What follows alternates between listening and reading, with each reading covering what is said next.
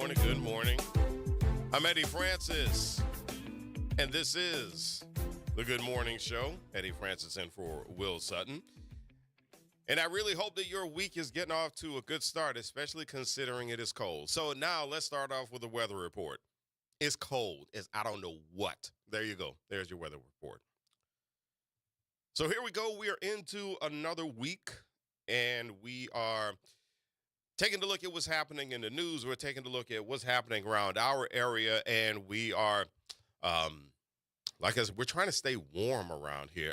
On a sincere note, I really hope that you are able to stay warm. I hope that that there are people around you who, if they need safety from this cold weather, they're able to get that safety, because this really is a blast. This is what we call an Arctic blast. Anyway, when we talk about what we're going to be doing on a Good Morning Show this morning, we got a couple of things lined up. First of all, and you're going to find this very interesting, report from NOLA.com that Senator Bill Cassidy is calling for an investigation into ICE.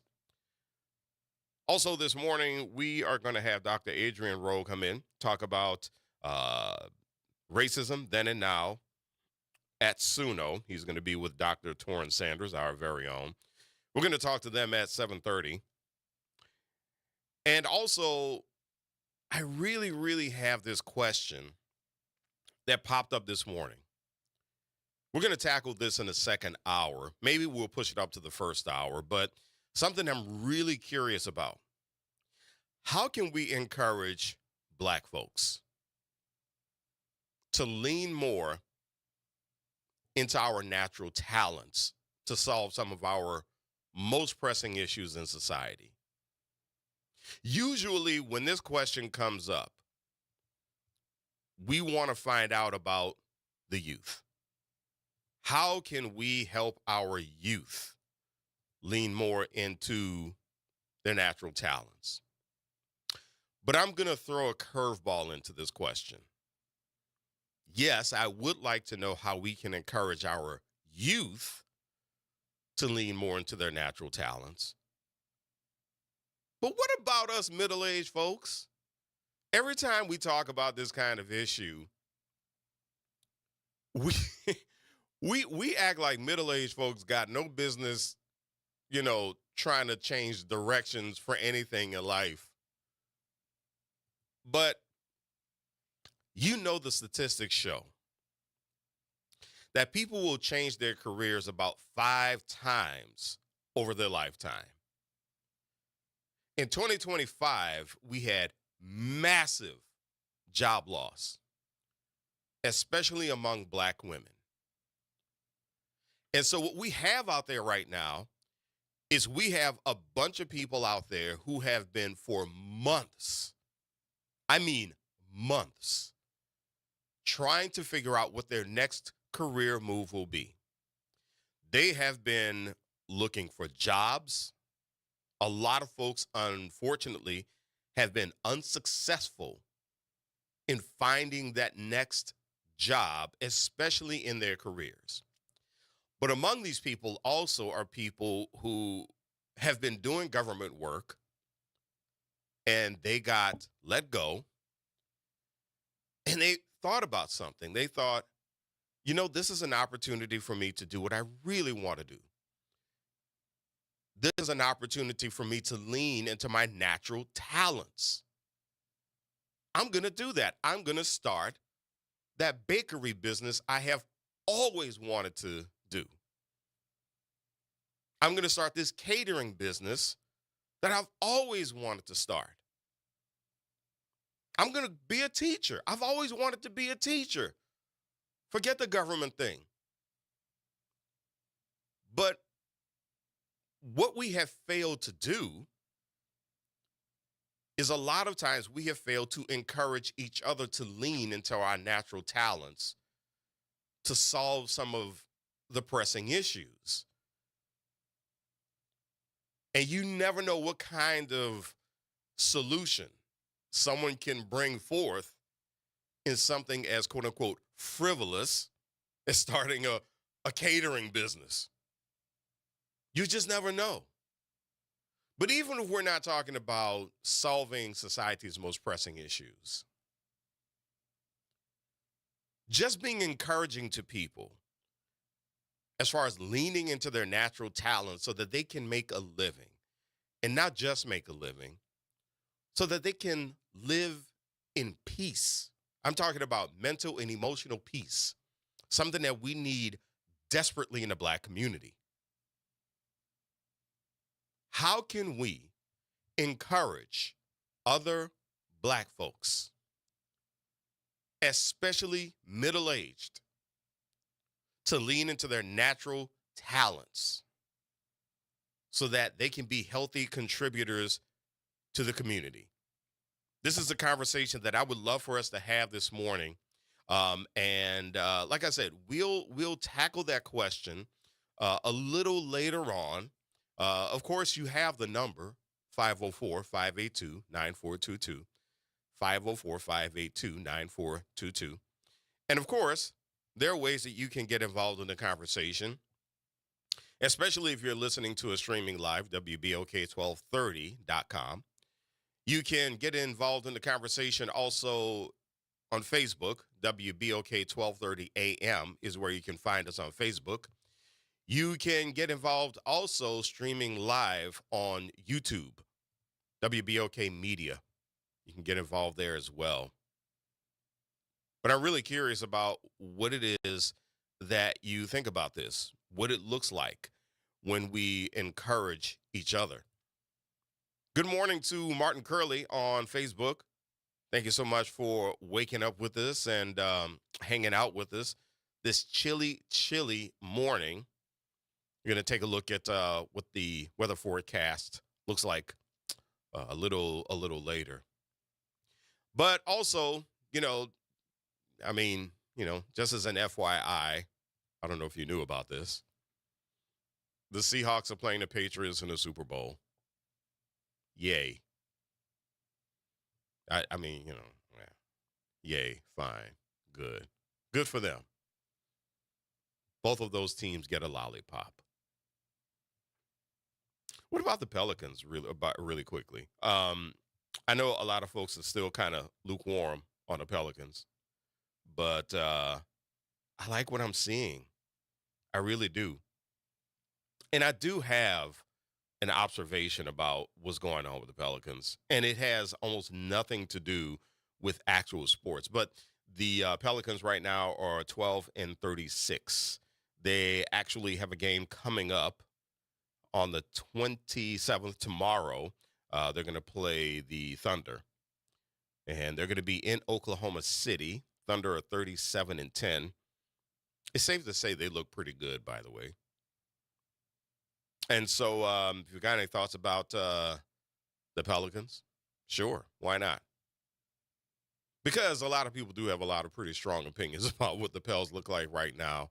But I do have something that I think is worth talking about when we talk about transition, not just with the Pelicans, but also with the Saints. And like I said, it has nothing to do with what's actually happening on a court or on the field. Jared is in. He's the producer this morning. What's up, man? Good to see you again. He is, Eddie Compass and I have this joke. Eddie Compass and I call each other double brothers because we both went to St. Aug and we both went to Loyola. So, Jared, you're in that company, too. You're a double brother. All right, so we're going to come back in just a little bit because I have this story that is just so interesting about Bill Cassidy calling for an investigation into ICE. I'm Eddie Francis. This is the Good Morning Show on WBOK. What New Orleans is talking about.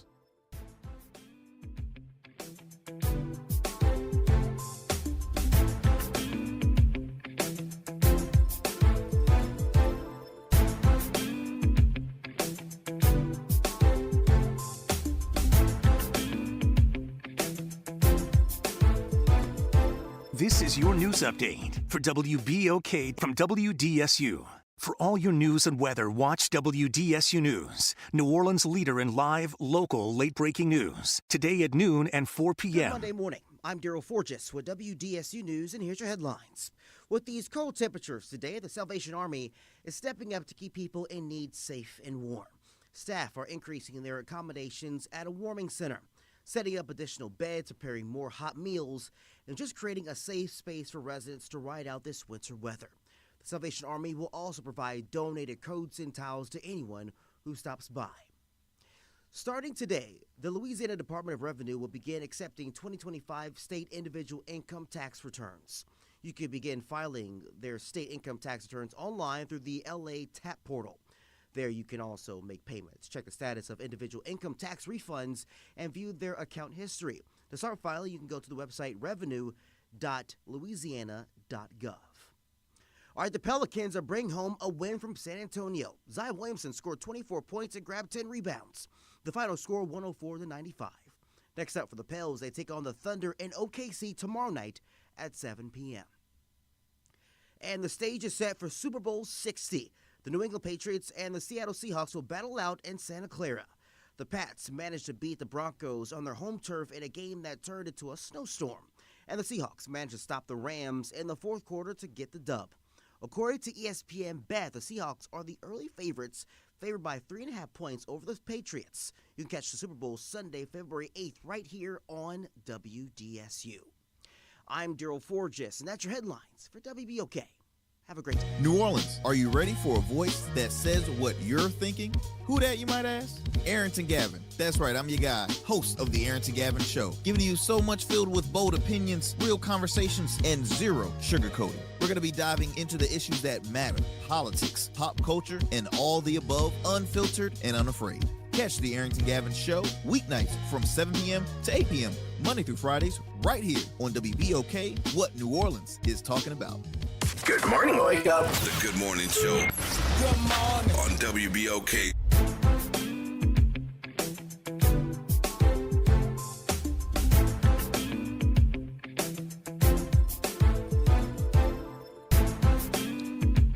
And good morning. Welcome back to the Good Morning Show. I'm Eddie Francis in for Will Sutton. Good morning. I hope that you are doing your best to stay warm.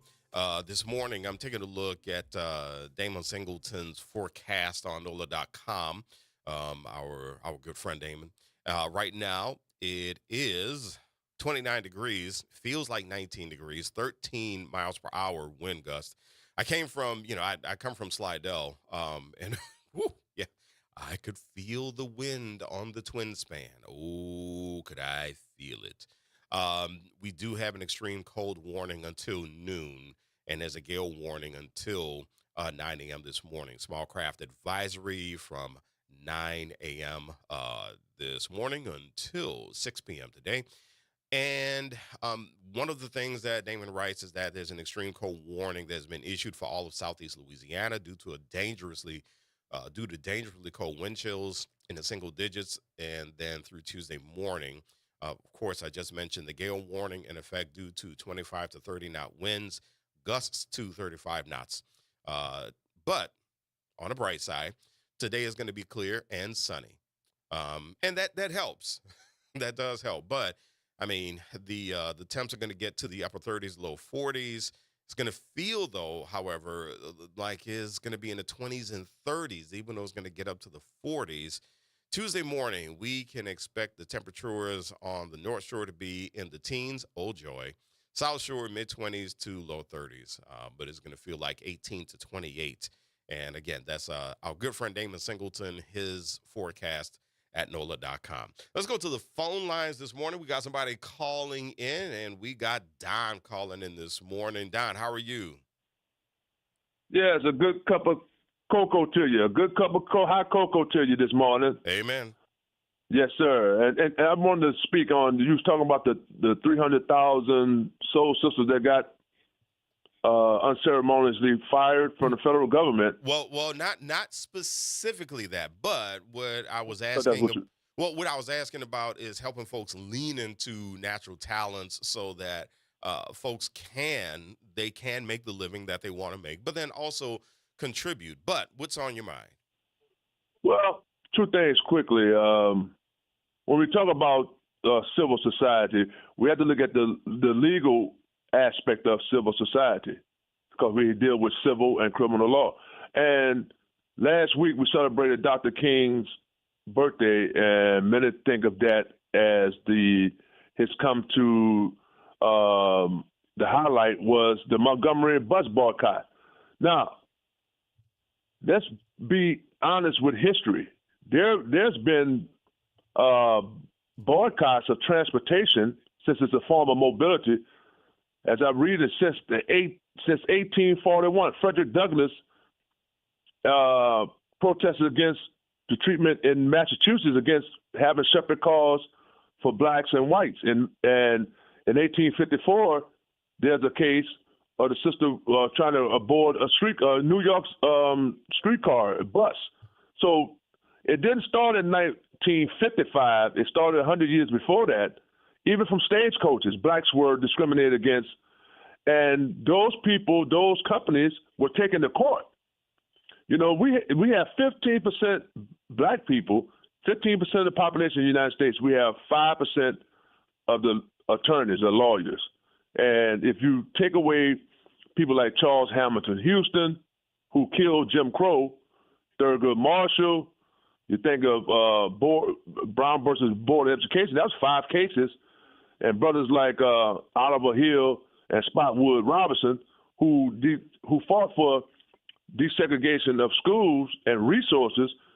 We, in our communities, we need legal representation. You know, a certain portion of incarcerated people, most of them don't have any legal representation. Mm-hmm. So the legal field for any civil society, especially marginalized communities, need representation. People think taxation without representation means the tax that you pay. Well, not only that, it's the quality of representation that you receive in your representation. And if you look at when we talk about the civil rights movement, Dr. King was a minister, PhD and all that, but the fight was with Thurgood Marshall, and I forgot the sister name who should have been a federal judge, in the courtroom. So the litigation and mitigation happens is very important. And right there in New Orleans, I don't know, I think Dutch was what? The late Dutch Moran was the first to go to LSU Law School, black, to graduate from LSU Law. And then his son, Mark, was an attorney. Mm-hmm. How many attorneys have they had in New Orleans as mayor? And that's very profound because of the policies and procedures and maneuvers that happens. And right now today, like I said, we have 5% of our attorneys are black, but we have 15. We're underrepresented in the legal field and legal profession. And do you know there's 6 HBCU law schools: Texas Southern, Southern University, Miles College, Florida A&M, North Carolina Central, and Howard University are 6 HBCU law schools, if you will. 80% of the judges and 40% of the attorneys. Mm-hmm.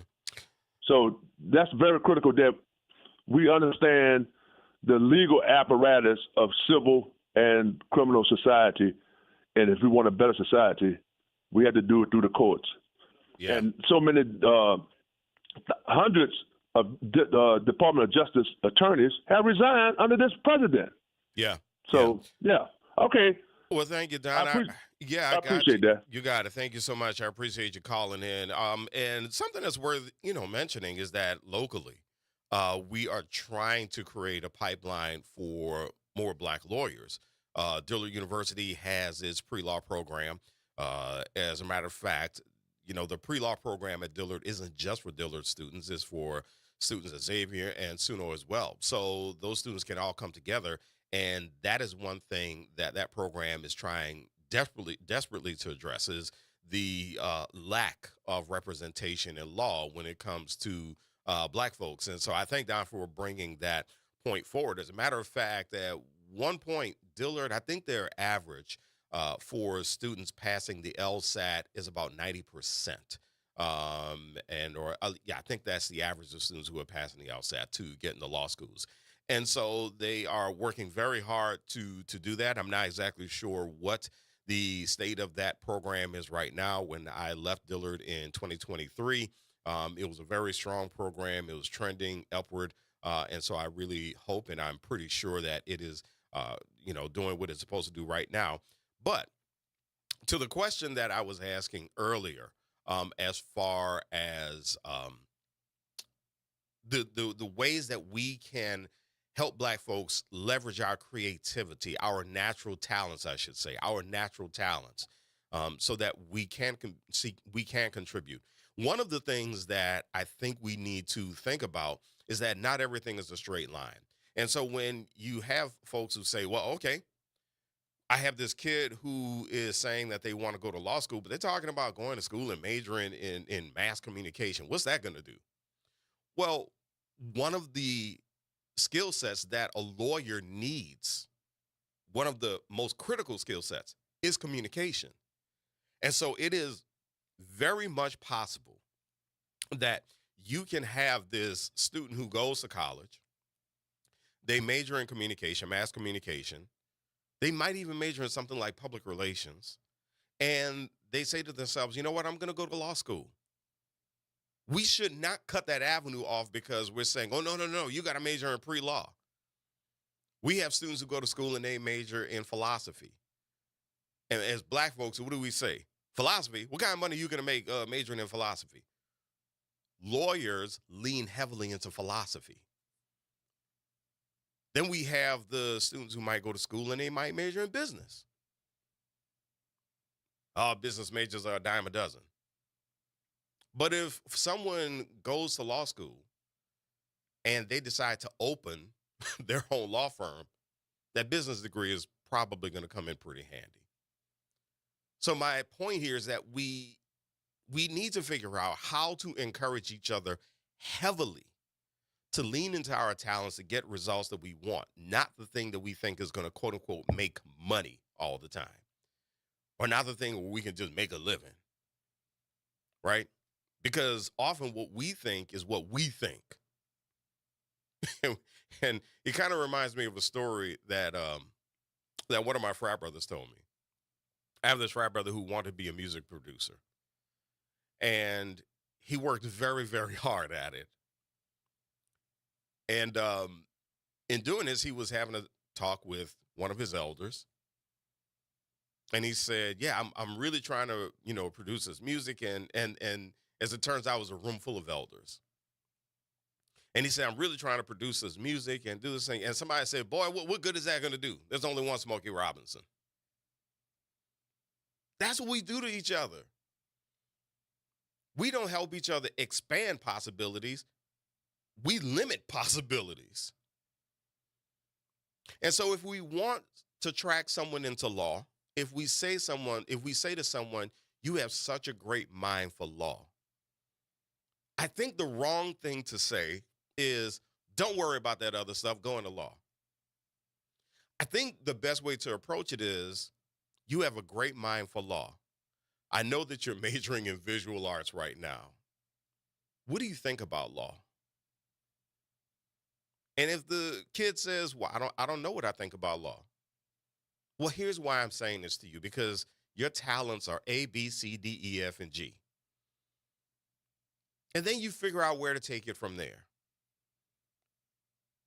So this is something that I think is something that we can talk about. But before, because I want to pose this question again, and I want to come back to this because I think this is an extraordinarily important question, but there's also more of a framework that I want to set up here. By the way, good morning to folks who are on Facebook right now. Lena Fairley, who is hanging out with us from Chicago. It's in the single digits in Chicago, I think. Fern Ware, thank you this morning. Thank you for hanging out this morning. Jacqueline Wilmore, thank you for hanging out. Samarium Curley, thank you so much for hanging out. Okay, so coming up next, we are going to talk about racism then and now at SUNO. Dr. Torrin Sanders is going to join us, as well as Dr. Adrian Rowe, and we're going to find out more about what's happening at Southern University at New Orleans. I'm Eddie Francis, and this is the Good Morning Show on WBOK. What New Orleans is talking about.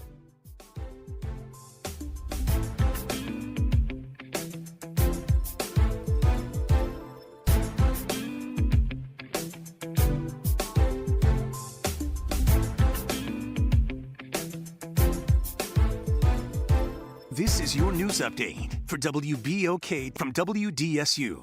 For all your news and weather, watch WDSU News, New Orleans' leader in live, local, late-breaking news. Today at noon and 4 p.m. Today is a WDSU first warning weather alert day due to an extreme cold warning. Temperatures will feel like the teens and the 20s. Highs only rising to about 40 to 44 degrees today. Pipes, people, plants, and pets still need to be protected as we head into the overnight hours, as lows are back into the teens and the 20s. Highs all week, though, staying below average, will be into the 50s. From the WDSU First Warning Weather Center, I'm Raven Richard.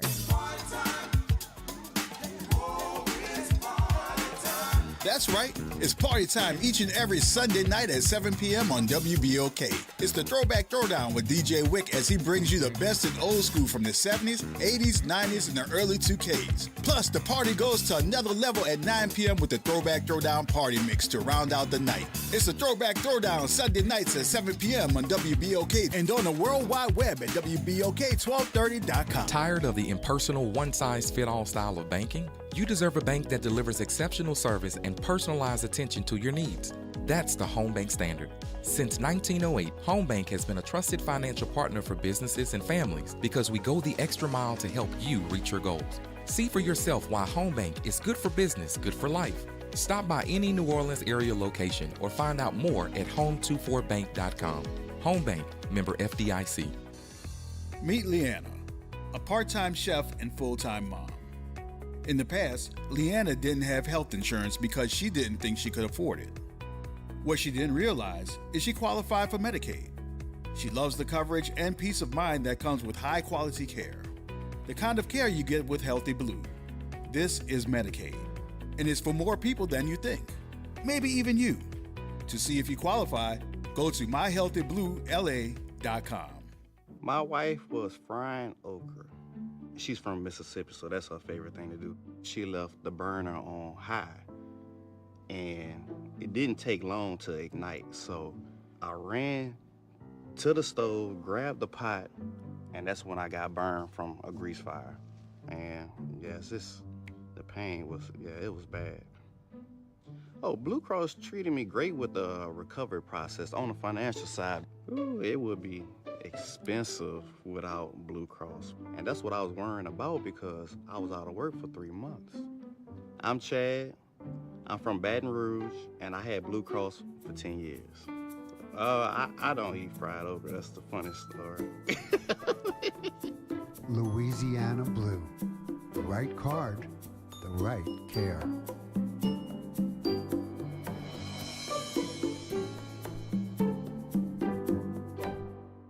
This is a test of the emergency alert system. This is only a test. This has been a test of the emergency alert system. Good morning, wake up. The Good Morning Show. Good morning. On WBOK.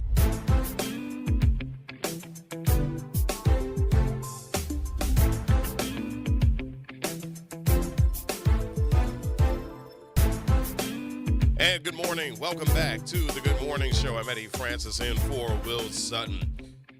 On February 4th at 10 a.m., there's going to be an important presentation at Southern University at New Orleans, and that is going to be Racism Then and Now. Joining us to talk about it are someone who you're probably a little familiar with, somewhat familiar, Dr. Torrance Sanders, professor of social work, and also joining us Dr. Adrian Rowe, who is the dean of the School of Nursing at Southern University at New Orleans. Gentlemen, thank you so much for joining me. How are you? Doing great. Good morning. Good morning. All right, so Torrance, I'm going to start. I have to start with a real quick social work story. Sure.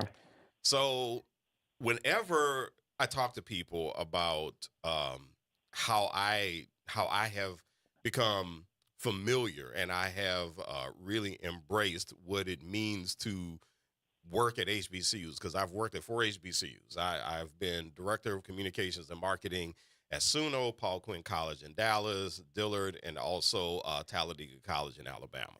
And so whenever I talk about that, one of the things that happened to me, because I got my undergrad from Loyola, I got my master's from Tennessee State, and I walked into SUNO with a bachelor's, and, you know, I knew what I was doing as far as media is concerned. I understood the media, I understood the landscape very well. But Yeah. I didn't understand HBCUs as well as I thought I should have understood them. I actually assumed that I should have understood them because I grew up in, black neighborhood, went to a black elementary school, black high school. I'm like, yeah, what is that? What is that if we got about HB? It's black folks, right? And so I go in with my little mouthy self, not really understanding the space that I'm in. But Torin, it was actually the faculty, a couple of faculty members from the School of Social Work, Ira Neighbors, Harry Doty. Oh God. Yes. And they sat me down and they said, Eddie, let me help you understand where you are and the conditions that really formed HBCUs. And That's right. it was them taking that time that really, number one, helped me embrace where I was a lot more. It helped me to shut my mouth and listen more. But I always tell people that, I have had the opportunity to try to work at other institutions. I had one major institution come to me and say, hey, we really want you to apply to be on our marketing and communications team. And I just thought to myself, no, I would much rather be at HBCUs. Yeah. But yeah. it was a great question. It was It's a great question, but I'm an HBCU grad, Howard University, and I've worked at Southern University at SUNO for over a decade now. And they are wonderful, nurturing places, responsible for many of the black professionals and middle-class blacks that we see throughout the country. But at the same time, they've been known to do all of that with less and under stress.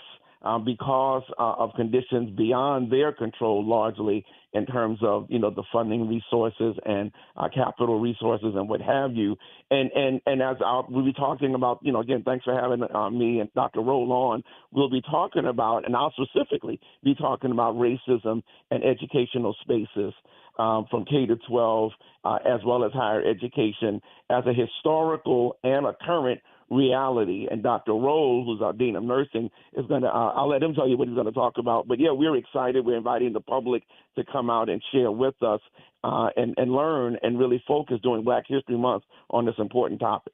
Yeah, and I'm very, and the thing is, and that's what I wanted to float into, and that's why I started with that story, because that understanding, it helped me to dig a little deeper and to understand our history as a whole. And to really contextualize it. So let's start talking about that. Let's start talking about this program that's going to be happening February 4th, 10 a.m. at the lecture hall of the School of Social Work. So Dr. Roll, I do want to start with you.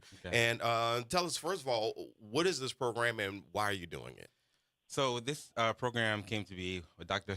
Torin Sanders and I were lucky enough to author a chapter in the textbook called Persisting Challenges. And it speaks about racism in the various forms. My chapter is on institutional racism or systemic inequities that we find nationally.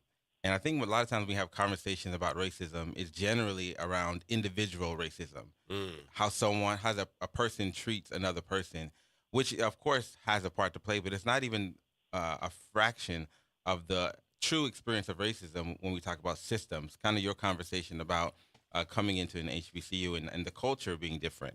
And so our presentation, this experience is really, one, engaging with people, students, community members, faculty, and staff, so they can kind of get a different viewpoint on how racism affects us. Because again, even as African Americans living in this country, many of us see racism as an individual thing, when it's much more structural and it's institutional and it's intentional. Yeah, and you are in a space where we see a lot of that structural racism in healthcare, where, it's very important.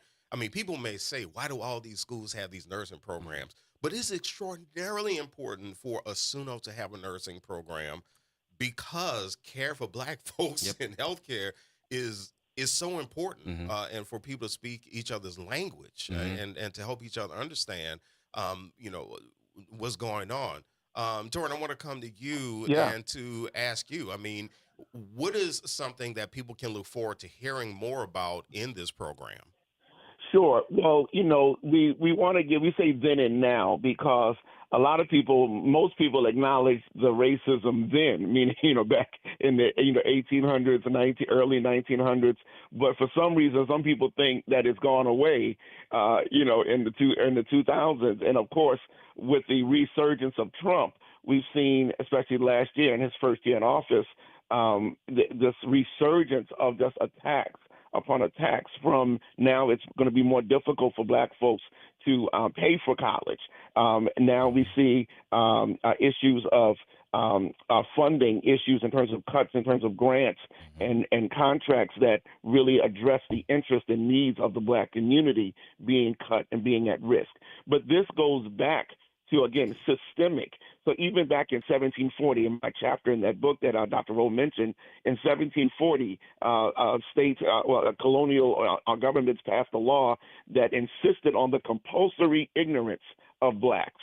And that was the word they used, the compulsory ignorance, because they wanted to make sure they knew that if we learned, if we became educated, that we would resist slavery, that we would resist dehumanization, and that we would seek the best for ourselves. So they insisted on compulsory ignorance. In fact, they made it a crime to even for white folks who would try to assist us in that process. But then we come to today, and in 2023, the federal government released a report. This was when Biden was still in office, and released a report saying that there's a huge funding disparity between black land-grant colleges, such as Southern A&M, and white land-grant colleges, such as LSU, whereas they documented that there was a $1.2 billion gap in the funding for these two schools, and that gap is throughout the country when you look at black schools that are land grant as well and white schools in various states. And so when we say, well, wow, how come a school like Southern in Baton Rouge may not have the facilities that an LSU has? Well, give us our $1 billion. Maybe we would, and so there is structural stuff going on. People just see the surface, but they don't understand what's happening that caused some of these conditions. Dr. Rowe, I want to come to you, and when you talk about your contribution to the article and to the presentation, what is something that you wrote about or you're going to talk about that you think is going to be a bit of an aha for the audience? It's a really good question. I think the aha is going to be how racism is deeply invested in all the things that we do. Mm-hmm. I think what Dr. Sanders just mentioned, the land grant. We could talk about real estate and redlining. I think a lot of people are familiar with that and how the government intentionally cut off areas for black people to own land. But I think just hearing about healthcare, one particular statistic is black women are 3 times more likely to deal with infant mortality. Mm-hmm. It's such a prominent thing. We're the number one nation in the world, right? We have billions and trillions of dollars, and we still have women who are delivering babies experiencing infant mortality at high rates compared to third world countries. Mm-hmm. And so I think that aha thing was when we kind of tie it together and see that it's everywhere. It's in all the things that we do from day-to-day lives. We talk about access to fresh fruits and vegetables. Mm-hmm. Many of our communities don't have that. When you go to certain areas in different cities, you'll see there's a line of demarcation where you move from corner stores in every block to Whole Foods and Trader Joe's. And so just seeing these things kind of begin to set up and realize our lives aren't just happenstance. This was intentionally done. That was something I experienced working at Paul Quinn in Dallas. Mm-hmm. Paul Quinn sits in a food desert. And if you want something, I mean, let's say that you're a student on campus mm-hmm. and you want to go walking distance. Mm-hmm. You got chips, soda, mm-hmm. donuts, that's walking distance. Mm-hmm. If you go, I was in Nashville for Tennessee State's homecoming. Mm-hmm. If you go to Vanderbilt and you want something, you can walk across the street to Panera Bread or some place that offers high quality options. Mm-hmm. Dr. Sanders, I do have a question, and I want to get your impression about something. Yes. So one of the things that I this is an argument, and this is a hill I want to die on, mm-hmm. but something that I said that I believe enraged the white supremacist system that we have is when people started to democratize academic knowledge using social media. And my big example of this is the everyday person being able to go to Twitter and read something about critical race theory, something that they might not have otherwise had access to. Right. But social media democratized knowledge. It really, social media has helped a lot of Black academics, especially folks who are like Black sociologists. It's helped them go out and really kind of have a mini course with everyday people on social media.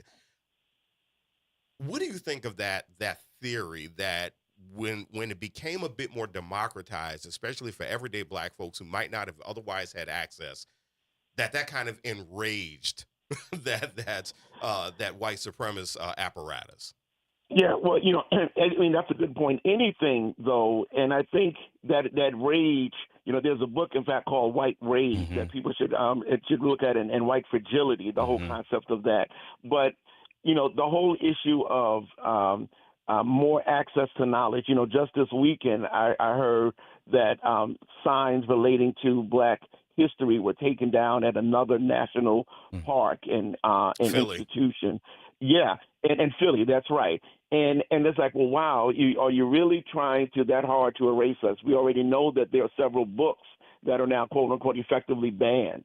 And then again, this harks back. This is not anything new because, back during segregation, of course, first we only got third-hand books, and those books then were prescribed in terms of the information that was in them. And so that's why, Black History Month, it needs to be Black History Year this year, because we really need to make sure that our children and children's children understand what, the tactics that are used. The good thing about the white supremacists, so to speak, is that they keep using the same tactics and the same strategies. And so we know what they are. And so to fight them, yes, is knowledge. I love social media, but at the same time, we have to teach our younger people and our students to be critical thinkers and not to just consume everything on social media as if it is the gospel. And so that is a part we need to increase our critical thinking teaching, and so that people can really sift through all of the stuff that's out there on social media. But yes, there is a lot of good information there, and yes, the more people know, then the more powerful they are, and then of course that will create distaste in the mouths of those who want to keep us in the same places. Now, do you have, Dr. Sanders, do you have something that would serve as a call to action for the audience when they come to the presentation?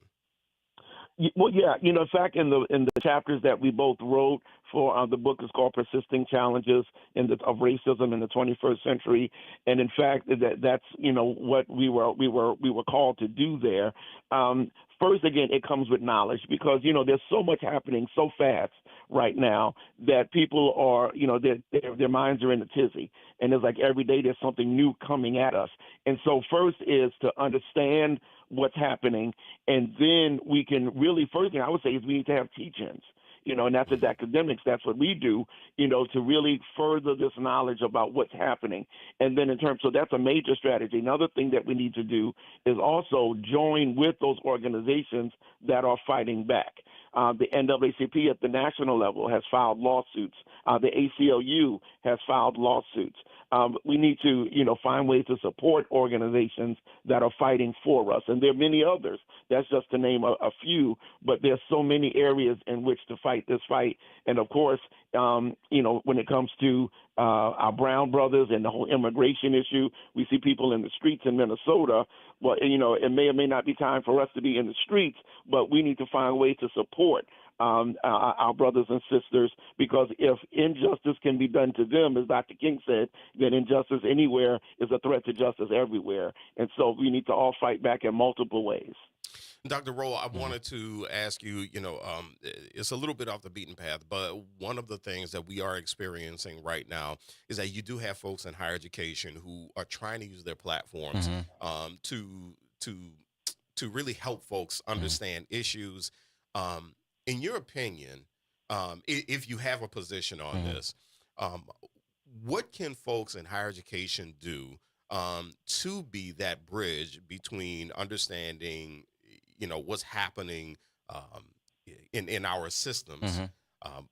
How can they be that bridge, understanding what's happening in the systems, and really extending that knowledge to the public? But then at the same time, making sure that they stay on solid, safe ground themselves, because I know that academic freedom can be a really, really tough topic. But how do you think more folks in higher education can do some outreach to the everyday folks? That's a really good question, and I think one key thing is getting involved in the community. I think we have a great opportunity as academics to, speak to the minds of young, blooming scholars, but to be able to get in that community is the previous question that was asked to Dr. Sanders brought something to mind. We saw with Turning Point University or USA, I'm sorry, kind of traveling the nation in these colleges, suggesting that students do not go to college. And I think one of the reasons they did that was because they realized the power in that knowledge that you get when you're in a 4-year university. It's bigger than just getting a degree. It's really, you're exposed to so much. And I think that as academics, that's one of our biggest challenges, is being able to impact not just the students that we speak to, but the community around us. So I think universities, faculty members should get more involved in the community so that we can have those conversations with people who come outside of those who come in our classroom. Okay, so we got a couple of minutes left, and Dr. Rowe, I cannot let you walk out of here. As the Dean of the School of Nursing, I cannot let you walk out of here without giving you an opportunity to talk about what's going on in SUNO School of Nursing, because it is still a new operation, and I think it brings a lot of excitement, and I think folks want to know. So what's going on? So the School of Nursing, we're actually growing. We started our program with 9 students, and we currently have 75 students. So it's a big jump, and we're looking to enroll additional 80 students this fall. With that, we're launching 2 new programs, an evening and weekend track for those who are working class, who want to go back to school. Maybe you're CNA and MA or LPN and want to complete your degree. And so you'll have evening and weekend programming, go to school in the evenings, and on the weekends to kind of take away that daytime. But additionally, we're doing an RN to BSN, which is a online course where individuals who have their associate degrees in nursing want to complete their bachelor's degree, and we'll do that in 1 year time. So we have a lot of things coming down the pipeline. We're super excited. I'm excited for our students. We put a lot of effort and resources ensuring that our students have everything they need. We're talking about racism, and so we recognize that students who come to us many times have had negative experiences at other universities. And so we want to ensure that they have everything they need to be successful, including wraparound services. We pay for higher tiered learning platforms for them so that they can have intentional support as they matriculate through SUNO. Okay, and Dr. Torrance Sanders, what about the latest going on in the great School of Social Work, the Millie Charles School of Social Work at SUNO? What's the latest going on? What can folks look forward to? Well, the latest thing that has happened is that we now have a completely online Master of Social Work program. Oh, wow. So that person can complete the entire degree of their coursework online, and then, of course, they still have to do their field placement, which is their internship in person at an agency that we approve of. But in terms of their coursework, they don't have to come to campus. They can do that completely online through our learning management system called Canvas. So applications, if you have a bachelor's degree from an accredited school and you're interested in getting your MSW and becoming a social worker, contact the school, contact suno.edu and apply. And you can get into our MSW online program, but the next class will be in the fall. The other thing is we do have a new dean also, Dr. Patrice Centino, and so she's just getting started, but we want to congratulate her, and we know she'll do a great job. She's been with the university for several years already, so we're lucky to have her in that new position. And then we still have our Bachelor of Social Work program, and that if you looking again to start at the ground level, so to speak, in social work, you can get your bachelor's degree. And then the good thing about having a BSW is that if you want to go on and get your master's degree, it's just 1 additional year as opposed to 2 years for getting a master's. So you can go to BSW to MSW with just 1 more additional year. So, take advantage of those 2 programs. All right. Thank you so much. And so going on Wednesday, February 4th at Suno is the presentation, Racism Then and Now, with Dr. Torrance Sanders and Dr. Adrienne Rowe. That is going to happen 10 a.m. in the lecture hall in the School of Social Work. Drs. Sanders and Rowe, thank you so much for joining me. Thank you for having us. On the Good Morning Show. We appreciate the visit, as always. And for more information, go to suno.edu. All right, Reverend Calhoun, we got you on the line, so I'll get to you in just a little bit. In the meantime, we got to take a break. This is the Good Morning Show. I'm Eddie Francis in for Will Sutton on WBOK. What New Orleans is talking about.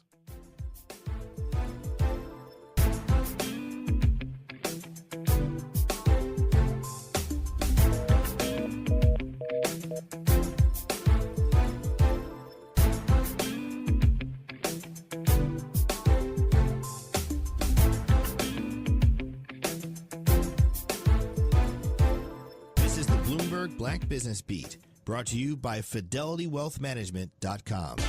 Offscript Media has its eyes on the future of content. It's a vertically integrated and creator-powered media and commerce company that views itself as a one-stop shop for someone making content. Detavio Samuels is CEO of Offscript, and he says the company is focused on content creators in social. Yeah, look, I think that social is the number one platform that matters. It's where all of the world's attention is. So often you're finding these people because they are popping or doing something really incredible in social. But when it comes to how can you help monetize them, how can you build them, do they have real proof points that they can create long-form content that can sustain attention? YouTube is that space. Offscript is charting new territory, taking the more traditional idea of an A&R at a record label and updating it for the digital age. I'm Bloomberg's Justin Milliner on the Black Business Beat.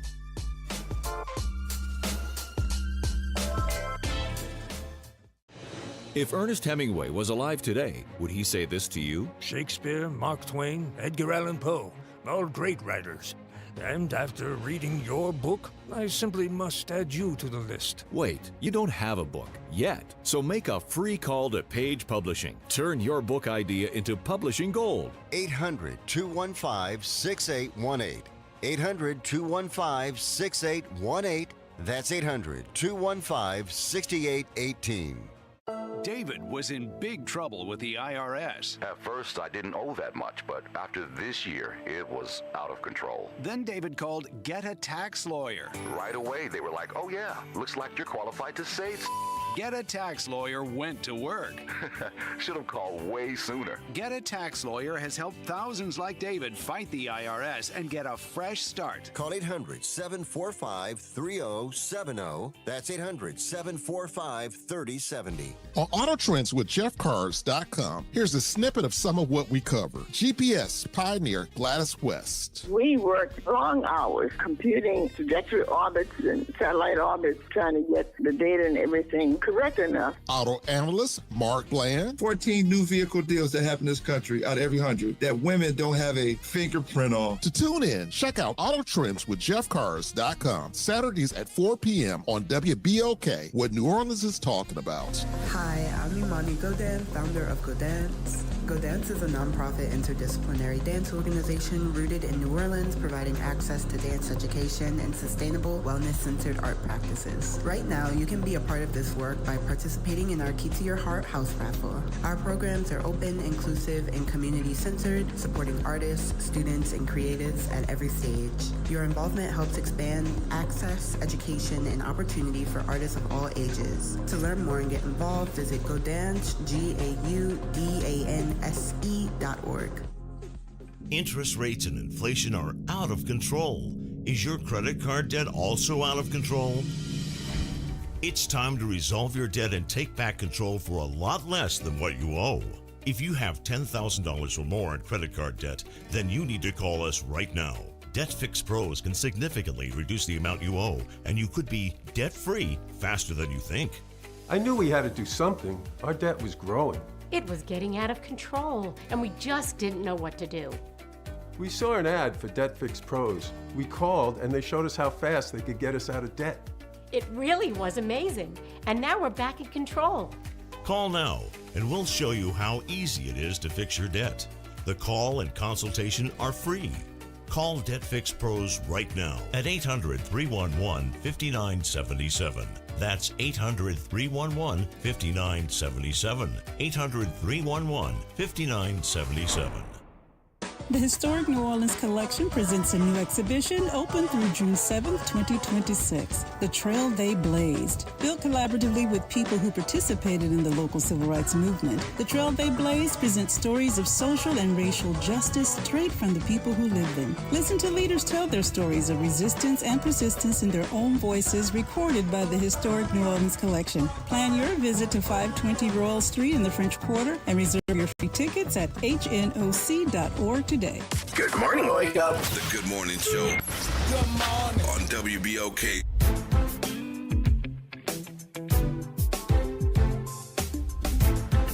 And good morning. Welcome back to the Good Morning Show. I'm Eddie Francis in for Will Sutton. We got a caller on the line this morning, Reverend Calhoun. How are you? Doing well. Good morning to you too, Eddie. All right. I had a quick question. The tools you gentlemen spoke about this morning to try to break systemic racism was education, and bringing us to the awareness of what our communities and how our communities will be torn apart.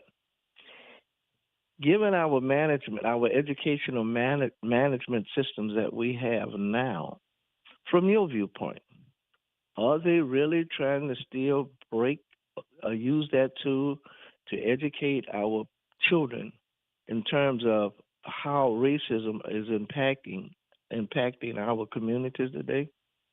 Because I think that if we don't get back to the legal side, if we don't get back to understanding where the real issues are, again, monies have never came to the black schools as it did other schools. So where is our real fight? Is our fight really with the educational system that we have now, not informing our children or teaching them what's holding them back, or that it's a design, that it's designed for them to fail, try to make the majority of the children fail.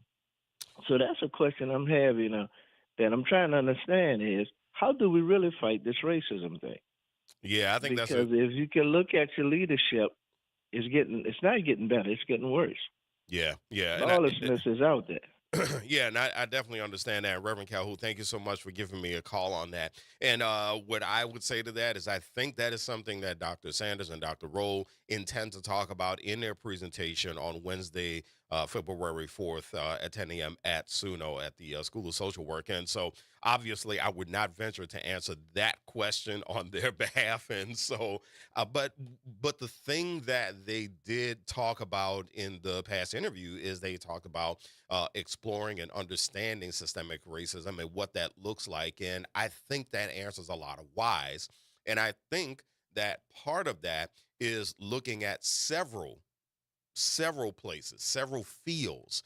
So to me, it's not one or the other, it's a both and. And I would venture a guess that their presentation is going to cover both education and the legal field and government and business and several other sectors.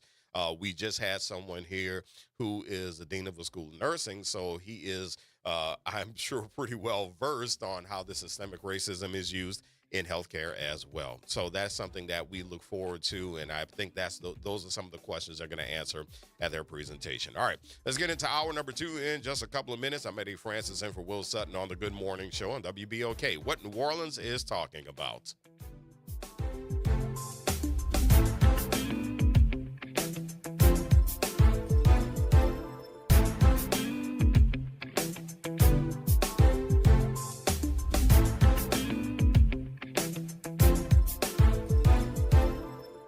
WBOK New Orleans, home of the Good Morning Show, 7 to 9 a.m. weekdays. I'm Misty Jordan with BIN News Now. Hundreds of protesters took to the streets in Sacramento, San Francisco, and Los Angeles after the shooting death of a man killed by a federal agent in Minneapolis Saturday. The man shot has been identified as 37-year-old Alex Preddy, an ICU nurse and a U.S. citizen. The American Heart Association is warning that shoveling heavy snow in cold weather can raise the risk of a heart attack. Cardiologists say snow removal can be as demanding as a stress test, especially for those with heart disease or high blood pressure. And A$AP Rocky is at the top of the Billboard 200 for the first time in over a decade. Rihanna celebrated the news on social media, writing, "Just me here to let y'all know my baby daddy got the #1 album." Get BIN News now on demand 24/7 on the iHeartRadio app. Good morning. Wake up. The Good Morning Show. Good morning. On WBOK.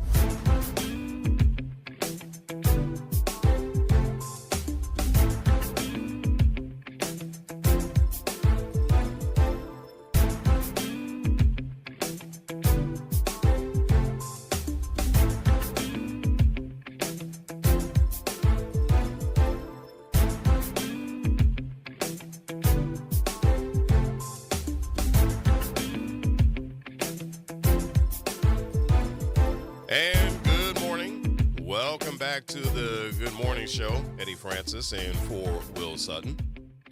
Good morning to the folks hanging out with us on Facebook. I really appreciate you. Paul, thank you so much for hanging out. Samarium, Jacqueline, Fern, Lena, Martin, thank you so much for hanging out with us on Facebook. I really, really appreciate your hanging out. You can hang out with us on Facebook. WBOK 1230 AM is where you can find the broadcast streaming. Also, you can hang out on YouTube. Go to WBOK Media, and you can hang out with us there. Of course, if you are hanging out with us streaming live, WBOK1230.com, appreciate you. And for those of you who have decided to listen to us the old-fashioned way with the radio, 1230 a.m., thank you so much for hanging out with us as well. So one of the more interesting stories that I've run across in the past 24 hours, Senator Bill Cassidy called for investigation after Minnesota's shooting. Calls it incredibly disturbing. This is on NOLA.com. Matthew Albright and Elise Field wrote this piece. And it starts off saying, after federal immigration enforcement agents fatally shot a second person in Minneapolis, stirring mass protests, U.S. Senator Bill Cassidy called the events, quote, incredibly disturbing, end quote. Quote, the credibility of ICE and DHS are at stake, is what he wrote on X. And so he said that there must be a full joint federal and state investigation. We can trust the American people with the truth. And so this is after the shooting of Alex Preddy, a 37-year-old citizen and an ICU nurse. This happened in Minneapolis. And federal officials said that the officers, of course, shot Preddy defensively as he approached him with a gun. Of course, there are videos that contradict that account, and this is what was written in NOLA.com.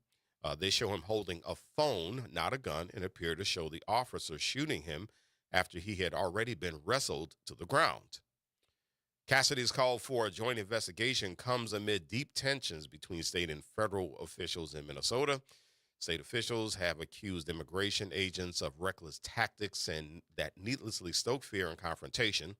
Trump administration leaders have said state officials are refusing to work with them and are inflaming anger at law enforcement, the article says. And so the other leaders in the article who were quoted, Steve Scalise said, quote, I don't question the credibility of ICE, end quote. Scalise goes on to say the unrest in Minneapolis is due to, quote, failed local leadership. Federal agents didn't get resistance in cities like New Orleans. U.S. Representative Clay Higgins, in a social media post, said that sanctuary city policies, which place limits on state and local cooperation with federal immigration authorities, are to blame for the escalation of tension in Minneapolis. This is what Higgins wrote on social media. Quote, this sanctuary city BS raises stress levels in ways that is difficult to explain, but I can tell you that pulling the trigger will happen more frequently. Cleo Fields, U.S. Representative Cleo Fields, he condemned Preddy's killing. And he wrote, "This gentleman was executed, period." Troy Carter, who we're going to talk to later this week, he wrote on social media that, quote, "another U.S. citizen was murdered." He also wrote, "This violence we're seeing is sanctioned by the dangerous rhetoric and reckless policies of Donald Trump against Kristi Noem." And that's what Representative Carter wrote. But perhaps the most interesting thing of them all is to have a Republican senator in Louisiana condemn the actions and to write, to document that, quote, "the credibility of ICE and DHS are at stake." Now, what is interesting about this is that, and this is an opinion that I have, what is interesting is that there are times when I really wonder if the real Senator Bill Cassidy will stand up. There are times when I really wonder, is he the MD who swore to protect human life, or is he the Republican going the Republican way? Is he a party person? And so it's kind of interesting when I see some of his statements, but then wonder where he really stands on things. I do say this. I do say that I appreciate that he has come out at this moment as a Republican senator. I do appreciate that he has come out and condemned publicly what's happening with ICE and DHS, or at the very least, he is questioning the credibility. That is a stance that I do appreciate coming from him, considering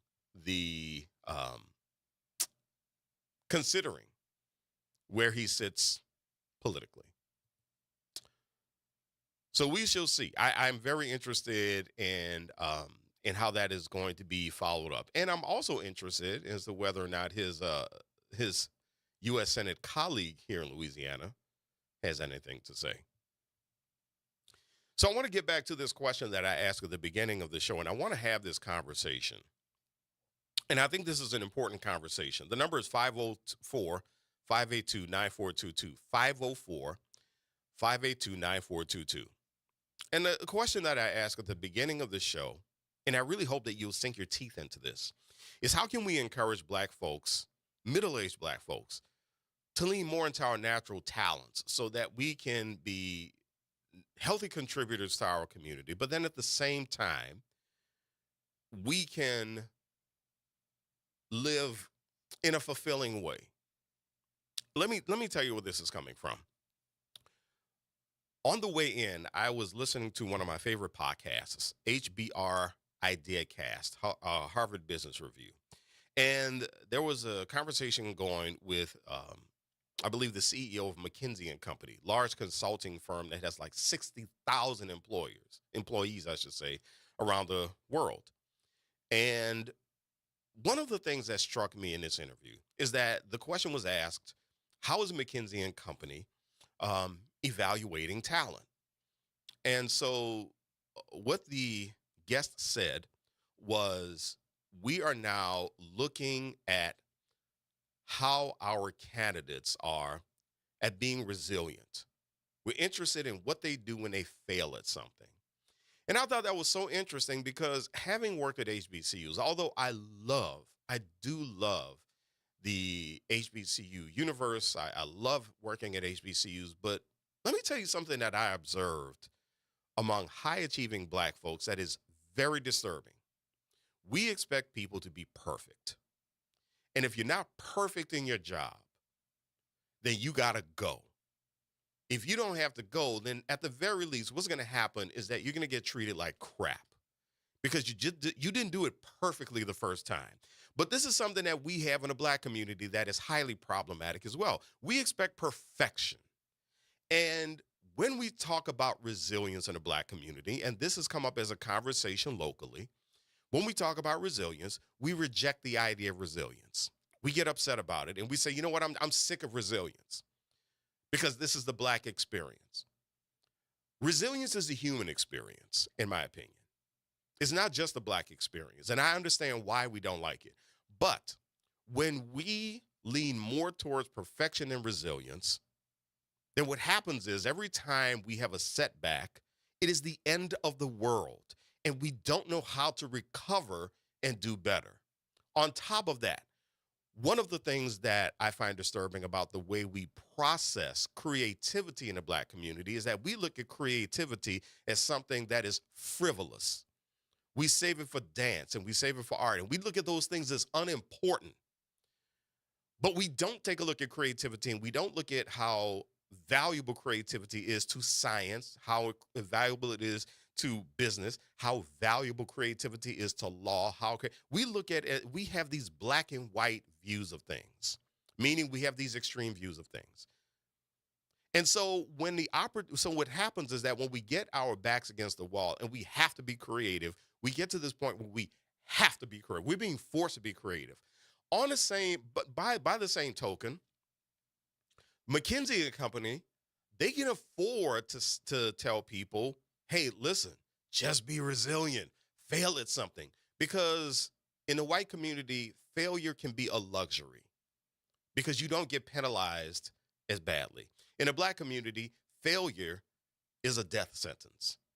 So what I'm curious about from you is this: how can we encourage more folks in our communities to really lean into our creativity, to lean into our natural talents, and use those natural talents to solve whatever problem is on the table in whatever field it is, whatever segment of society? Your number is 504, 504-582-9422, 504-582-9422,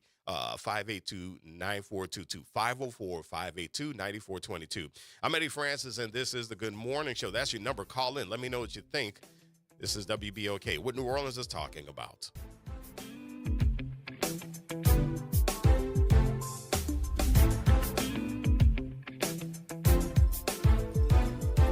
This is your news update for WBOK from WDSU. For all your news and weather, watch WDSU News, New Orleans' leader in live, local, late-breaking news. Today at noon and 4 p.m. Good Monday morning. I'm Daryl Forges with WDSU News, and here's your headlines.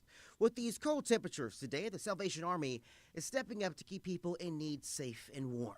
Staff are increasing their accommodations at a warming center, setting up additional beds, preparing more hot meals, and just creating a safe space for residents to ride out this winter weather.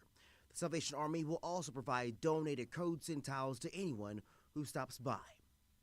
Starting today, the Louisiana Department of Revenue will begin accepting 2025 state individual income tax returns. You can begin filing their state income tax returns online through the LA TAP portal.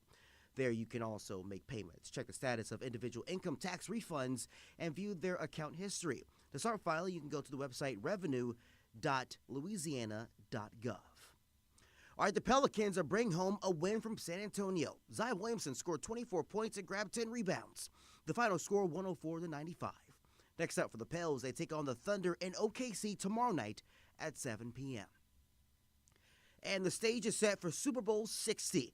The New England Patriots and the Seattle Seahawks will battle out in Santa Clara. The Pats managed to beat the Broncos on their home turf in a game that turned into a snowstorm. And the Seahawks managed to stop the Rams in the fourth quarter to get the dub. According to ESPN Bet, the Seahawks are the early favorites, favored by 3.5 points over the Patriots. You can catch the Super Bowl Sunday, February 8th, right here on WDSU. I'm Daryl Forges, and that's your headlines for WBOK. Have a great day. Hey, this is D. Riley from the 90s Hits R&B Jams. Make sure you listen to WBOK 1230 AM every Saturday night from 7 until 9 p.m. I'll be giving you the best R&B jams from the 90s. That's right, all your favorites and more. With me, D. Riley, your host of the 90s Hits, right here on WBOK 1230 AM, or listen online at WBOK1230.com. WBOK, the station you listen to longer. Good morning. Wake up. The Good Morning Show. Good morning. On WBOK. And good morning. Welcome back to the Good Morning Show. Eddie Francis in for Will Sutton. And so I put a question on the Put a question on the table there, and that is, what can we do to help black folks lean more into our natural talents to be problem solvers in our communities, especially those of us who have unfortunately suffered job loss in 2025. And, as we know, infamously, over 300,000 black women lost their government jobs. And so what can we do to help folks lean into their talents so that they can make that living, but at the same time, they can be healthy contributors to our communities? They can use those talents to solve whatever problem needs to be solved. And so your number 504-582-9422. 504-582-9422. There's a story that I found nothing short of heartbreaking.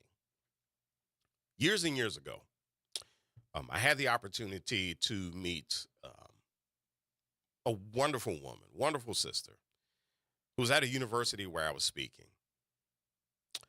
And this sister is from Mississippi. Short, natural, very creative, kind of outspoken, but also very joyous in her expression. And she was just light. You walk into the room with this sister, you talk to this sister, she was just light. And she's one of these people, I could have spoken to her for hours. As a matter of fact, after I finished my presentation with the students that I spoke to at this university, she and I did sit and we spoke for over an hour. The conversation moved fast. I mean, sister's just brilliant. We laughed. We had a great time. And towards the end of the conversation, she said, I really appreciate the opportunity to talk to a black man who appreciates my creativity. And I'm thinking, what are you talking about? I mean, what do you mean? And she said, well, back in Mississippi, my family told me I was crazy. And I said, well, why did they tell you that? And she said, I don't know, but they just told me that the way I express myself, the fact that I'm always laughing, I like to dance, I like to live out loud. I'm not mean to anybody, but I am pretty opinionated about things. But they told me I was crazy, and they told me I need to stop acting crazy. And something that I have noticed over the years as I have spoken to a lot of black women, a lot of sisters, I have noticed a lot of times when we have very expressive black women, young black women in our families, they are often told that they need to figure out how to settle down, how they need to stop acting a certain way. And I'm not talking about dangerous behaviors. I'm talking about behaviors that might be unconventional and just different for the family. And we couch those opinions in things that people may find unacceptable. Why did you cut your hair? Why do you like to color your hair? Why'd you get that piercing? What you got those tattoos for? And so what happens is that when people feel the need to express themselves, black folks, especially black women, I've noticed, when they feel the need to express themselves, it comes in some form of rebellion. And they got to leave the entire state. They got to get away from the family. They got to leave the state. Now, something happens in a career. And in a career, they find out that they got to change directions. And what happens is that for a lot of us who are creative in our expression, a lot of us who are opinionated or outspoken, I find that what happens with a lot of us is that when we get to this crossroads, when we have to figure out what's next in our lives, this frustration sets in, this deep frustration sets in. Because we're trying to honor two things. We're trying to honor how we're supposed to be living based on what folks told us we're supposed to be doing. And then there's what we want to do so we can feel whole and fulfilled. And I'm here to tell you that when people feel whole and fulfilled, they can reach a lot of goals and they can help a lot of people do a lot of things. They can solve a lot of problems. Because when we feel free to solve problems, we solve more problems and we are creative in how we solve those problems. But when we're doing what someone told us we're supposed to do, then what happens in those cases is that we feel constricted, we feel limited, and we're trying to live by other people's rules. In a Black community, this causes problems, in my opinion. And that's why the question I put on the table this morning is how can we help people, Black folks? How can we help Black folks feel whole as far as really leaning into their natural talents so that not only they do themselves a favor, but they are playing a great part in our community? I'll give you an example. Let's say that you have someone who you have been telling them, you need to go and you need to be an accountant. Accountants make money. There's a shortage of accountants. And this person tells you, I don't want to be an accountant. I want to be a caterer. A caterer? A caterer? Okay, you might make some money, but what good is that going to do for you to be a caterer? No, don't be a caterer. We don't have enough Black people being accountants. Be an accountant. And so you force this person to go to college and major in accounting. I've seen this happen to people. They go to accounting. They start failing classes left and right. You got to focus more. You got to concentrate. This is what we tell them. You just got to concentrate. You got to focus. You worried about some catering foolishness. You want to cook for a living. What's the matter with you? Do something useful. So this person goes ahead and they just soldier through it, and they go into accounting, and they get through the accounting program at whatever university they go to. They get that accounting degree, and yes, they get a job and they get well paid. And we think to ourselves, they made it. They did exactly what they were supposed to do. They went to college, they got a job, they're getting paid well. That's what this is all about. And they are being tortured in the meantime. They hate accounting. Can't stand it. You wonder why every time they come to Thanksgiving, they are just surly as I don't know what.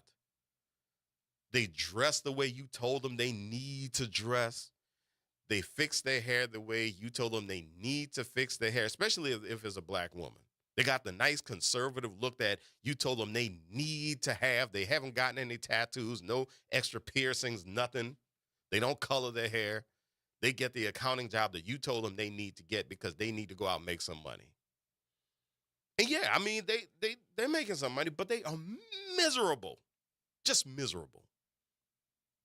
And then one day you look up, they leave accounting and they open that catering business. And you say, why? You don't need to cook and serve people food at events.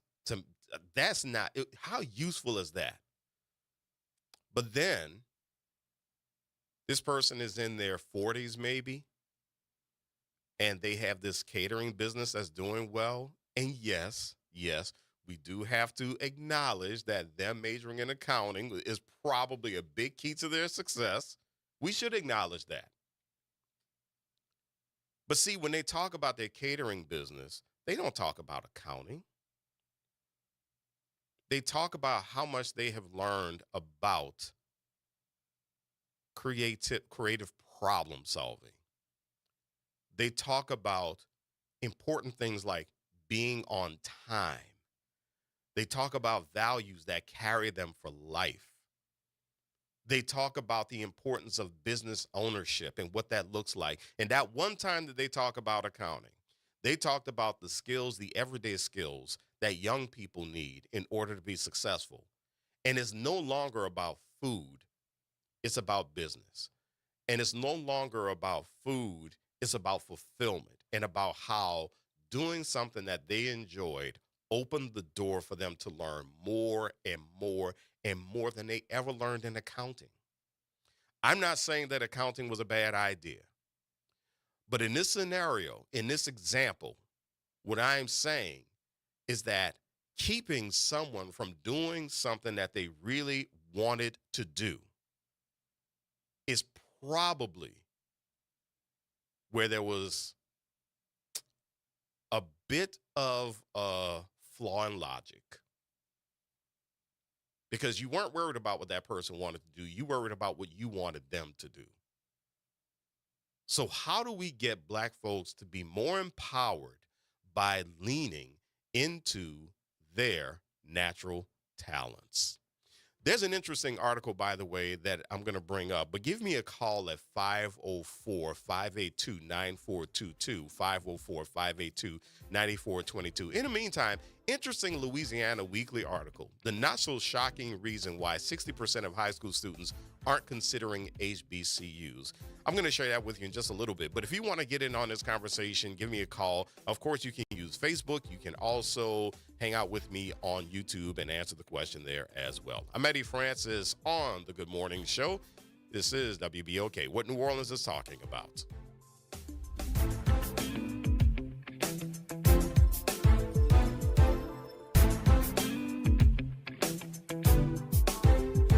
This is your news update for WBOK from WDSU. For all your news and weather, watch WDSU News, New Orleans' leader in live, local, late-breaking news. Today at noon and 4 p.m. Today is a WDSU First Warning Weather Alert Day due to an extreme cold warning. Temperatures will feel like the teens and the 20s. Highs only rising to about 40 to 44 degrees today. Pipes, people, plants, and pets still need to be protected as we head into the overnight hours, as lows are back into the teens and the 20s. Highs all week, though, staying below average, will be into the 50s. From the WDSU First Warning Weather Center, I'm Raven Richard.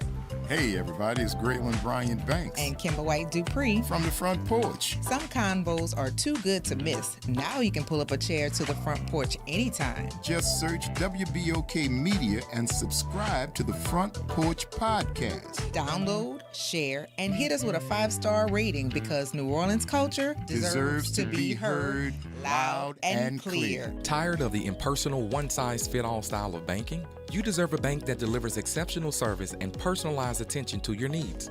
That's the Home Bank Standard. Since 1908, Home Bank has been a trusted financial partner for businesses and families because we go the extra mile to help you reach your goals. See for yourself why Home Bank is good for business, good for life. Stop by any New Orleans area location or find out more at home24bank.com. Home Bank, member FDIC. Meet Leanna, a part-time chef and full-time mom. In the past, Leanna didn't have health insurance because she didn't think she could afford it. What she didn't realize is she qualified for Medicaid. She loves the coverage and peace of mind that comes with high-quality care. The kind of care you get with Healthy Blue. This is Medicaid, and it's for more people than you think. Maybe even you. To see if you qualify, go to myhealthybluela.com. What if just $50 could open the door to your new home? Godan's is inviting you to enter their Key to Your Heart house raffle, where one ticket gives you a chance to win a 3-bedroom, 2-bath home in the city of New Orleans. The drawing will happen on Valentine's Day, February 14th. Tickets must be purchased by February 12th at 11:59 p.m. Enter now at RAYZE.it/Key to Your Heart. When experience matters, results matter. John Johnson isn't promising, he's already delivered.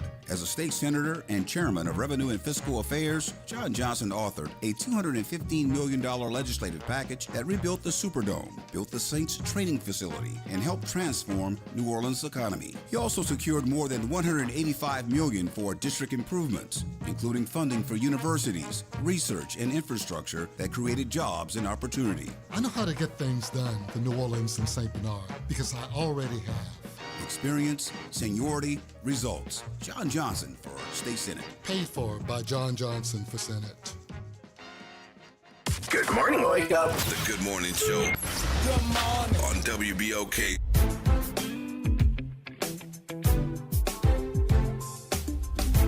And good morning. Welcome back to the Good Morning Show. Eddie Francis in for Will Sutton. I appreciate you hanging out with me, and I hope that you are staying as warm as you possibly can. Good morning to Nate Scott. Nate Scott decided he wanted to change my identity this morning. He said, good morning, Eddie Campos. Not only do we live in the same neighborhood, I always remind you that we both worked at the Louisiana Superdome at the same time. Keep up the good work. Yes, and I do think Eddie Campos should keep up the good work. But, Nate, I am the real Eddie. And you can tell Eddie Campos I said that. How about that? How you like them apples? What you think about that? Nah, seriously, good morning, Nate. Thank you so much for hanging out this morning. Shannon Swift, interesting post here by Shannon Swift on Facebook, if you're hanging out with us with the Facebook family. Shannon said that there's an article that she loved, and the article says the Pet to Threat Pipeline, the short shelf life of Black male ambition. Shannon wrote in the post, the policing of Black men has grown from the street to the suite. I love the premise already. Why administrative violence is the new carceral threat to our livelihoods. Shannon went on to write, and I believe this is quoting the article, or maybe giving maybe paraphrasing the article, it looks like. The moment you stop performing gratitude and start performing ambition, the moment you ask for the corner office, challenge the strategic direction, or demand the market rate, the atmosphere chills. You have entered what researchers Keisha Thomas, Juanita Johnson Bailey, and their colleagues identified as the pet to threat phenomenon. In this pipeline, the very qualities that define leadership in others are weaponized against you as proof that you are, quote, not a culture fit. So, Shannon, let me say something about that. I agree with that. I have seen that. I have friends who chased corporate ambition, or let's go beyond corporate. They have chased professional ambition, and they ask for things that were well within their rights, things that they should have been asking for. And then the reaction that they got was, are you crazy, in so many words? Why do you need this? Why do you want this? Right? I believe this was actually something that was, if I remember correctly, if I remember how the storyline went, I believe this was something that was kind of, portrayed in Jungle Fever with Wesley Snipes' character to some degree. But yeah, I mean, I can say this as a Black man, when you start demanding more, especially if you own your expertise, and especially if that expertise is owned in a space of knowledge, you get punished. The stronger a leader you show that you are as a Black man, and I'm not saying this does not happen to Black women, but this does happen to Black men most definitely, you get punished. Now, may I share an uncomfortable truth with you, an inconvenient truth. This doesn't just happen in corporate America, which is a white-dominated space. This can also happen in Black spaces, because it has happened to me in Black spaces. That's why the comment, Shannon, resonates so strongly with me.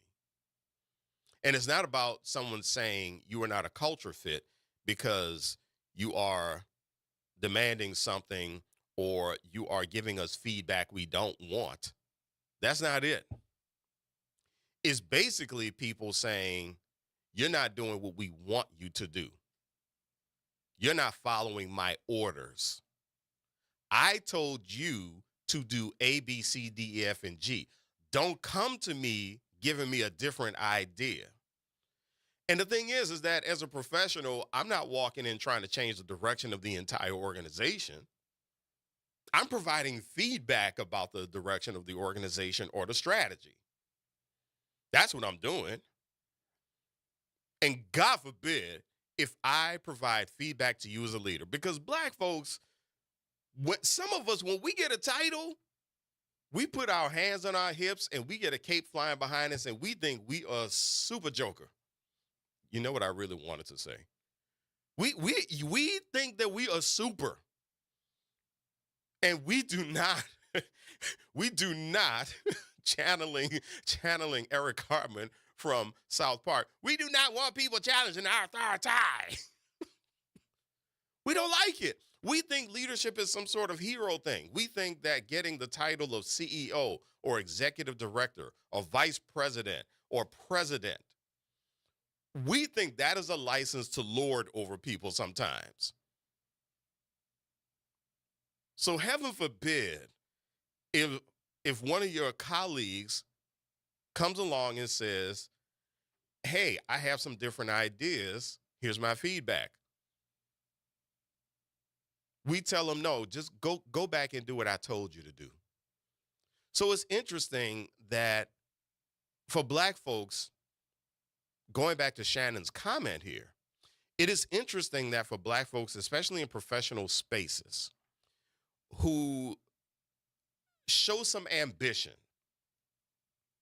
who, as Shannon wrote in the Post, ask for the corner office, challenge the strategic direction, demand the market rate.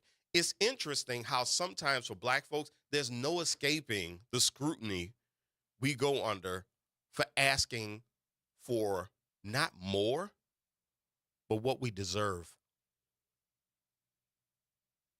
I'll say that again. It's interesting how as black folks, we will come under scrutiny, not for asking for more, but for what we deserve. And this kind of ties into the question that I was asking about leaning into our natural talents. Because what regularly grates my nerves about not only how we are treated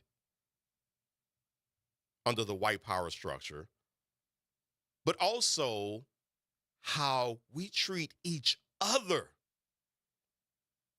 when we are trying to simply do better for ourselves. We have absolutely no trouble yanking each other down. We got no problems doing it. We do it lickety-split. And you know what we do? We like to tell each other, well, somebody's got to keep you in check. Oh, not you. You don't have to keep me in check. That is not your place. Because I have not done anything to threaten anyone that says you got to keep me in check. Good morning to Chuck Hunt, my man Chuck from Monroe. Thank you so much for checking in with us, as always. I want to read this story really quickly from the Louisiana Weekly. Sherelle McNair wrote this story about the not-so-shocking reasons why 60% of high school students aren't considering HBCUs. UNCF, United Negro College Fund, did a study that reveals 60% of high school students aren't aware of how attending HBCUs can be a gateway to their futures. This is a report also from Afrotech via Black Enterprise. The Breaking Barriers, Building Bridges study polled 150 high school students, teachers, and school counselors from 7 schools in the Northeast, Midwest, and West Coast. And it shows staggering numbers of knowledge gaps when it comes to the benefit of HBCUs. Meanwhile, 67%, or I should say 61% of students had almost no familiarity with the institutions that have bred so many black leaders and icons, right? The article points out Dr. Martin Luther King Jr., Kamala Harris, Reverend Jesse Jackson Sr., and his son as well. But 67% of teachers and 60% of counselors were only somewhat aware. Even worse, 53% surveyed that school counselors never mentioned HBCUs as an option for the students' past post-graduation, I should say. Well, the devil is in the details in this report. So something that we need to take into consideration with this report is that there were 150 high school students who were surveyed. And the regions of the country where the survey was distributed were the Northeast, Midwest, and West Coast. Now, I'm sure people are going to listen to that and say, well, that's wrong with the survey. It was distributed in the wrong places. Well, I'm not so sure it was distributed in the wrong places. I mean, UNCF had a reason for distributing the survey in those three regions, I'm sure, Northeast, Midwest, and West Coast. But I think that the point here, and you can take a look at the number 150 and say that is probably a pretty small sample size, but I think that we can take a look at this, and what we can take from this survey is that there is a need for HBCUs and HBCU alumni to be more focused in promoting HBCUs in these three regions, the Northeast, the Midwest, and the West Coast. I don't think it's all on alumni, and I don't think it should all be on the HBCUs themselves. I say this as a former communications and marketing director. But you do need the village. And so it comes down to people who also believe in HBCUs in the business community, in the government sector. But then also, what about the high school guidance counselors in the South who have influence with high school guidance counselors around other parts of the country? They can be part of that as well. They can be part of that advocacy. And so I think this is an interesting study.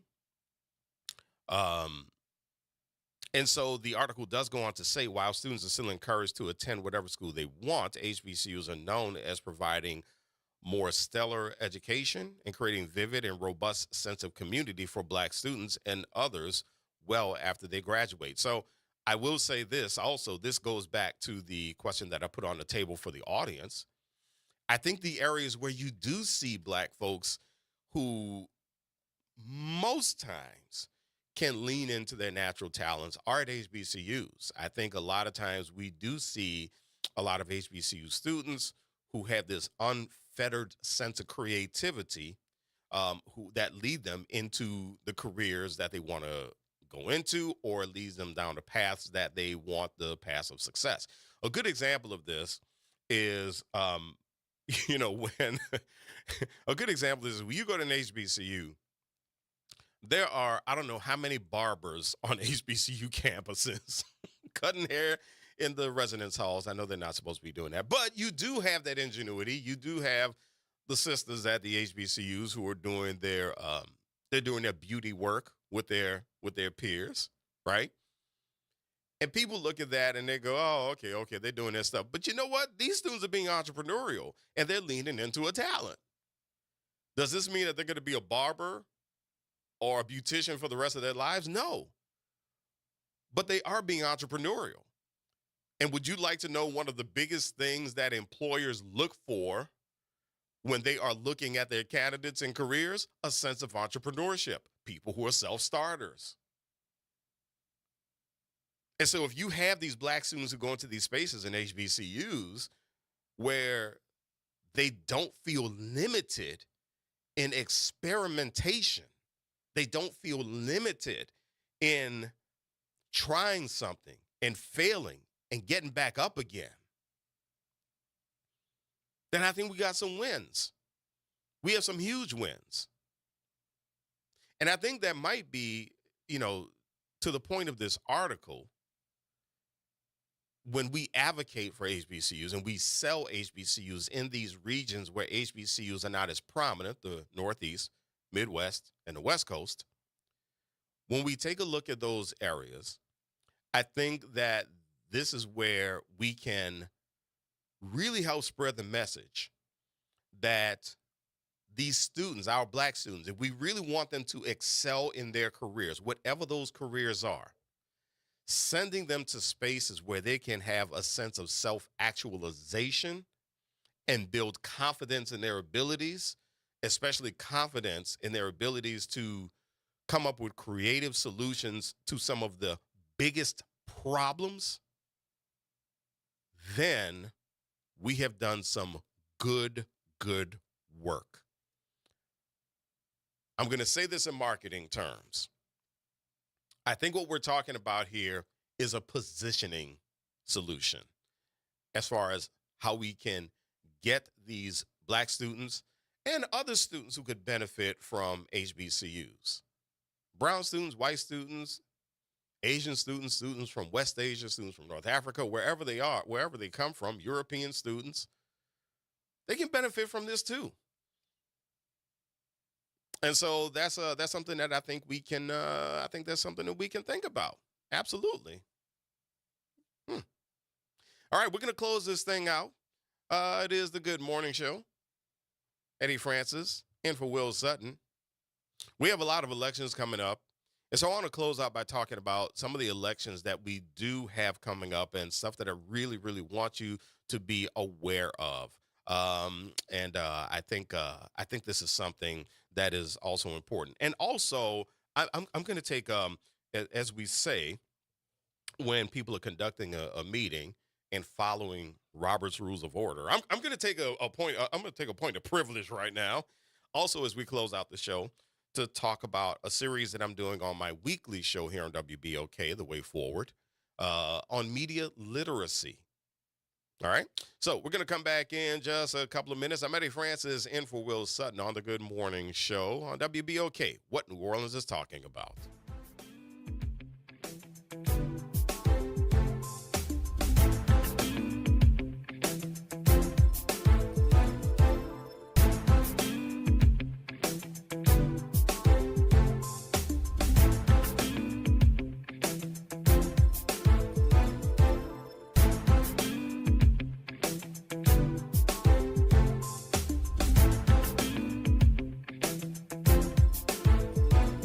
This is the Bloomberg Black Business Beat, brought to you by FidelityWealthManagement.com. Offscript Media has its eyes on the future of content. It's a vertically integrated and creator-powered media and commerce company that views itself as a one-stop shop for someone making content. Datavio Samuels is CEO of Offscript, and he says the company is focused on content creators in social. Yeah, look, I think that social is the number one platform that matters. It's where all of the world's attention is. So often you're finding these people because they are popping or doing something really incredible in social. But when it comes to how can you help monetize them, how can you build them, do they have real proof points that they can create long-form content that can sustain attention? YouTube is that space. Offscript is charting new territory, taking the more traditional idea of an A&R at a record label and updating it for the digital age. I'm Bloomberg's Justin Milliner on the Black Business Beat.